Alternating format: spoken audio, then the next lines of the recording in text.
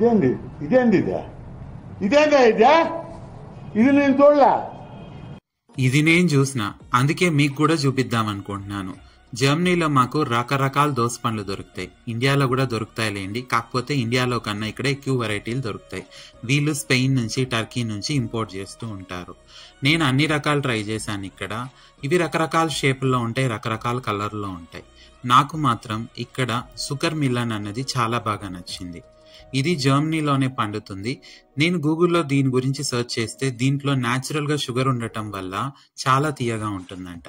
నాకైతే చిన్నప్పుడు సమ్మర్లో ఇండియాలో దోస పండ్లను కోసుకొని దాంట్లో చక్కెర వేసుకొని నీళ్లు పోసుకొని తింటూ ఉంటే స్వర్గమే స్వర్గం. మీరు కూడా ట్రై చేసి ఉంటారనుకుంటా ఇలానే. దోసపండు మనకి ఒంటికి సలవ చేస్తుంది. మీరు ఎలా దోసపండు తింటారో నాకు కమెంట్లో చెప్పండి. ఈ వీడియో నచ్చితే లైక్ చేయండి. పోయేస్తాను. ధన్యవాదాలు.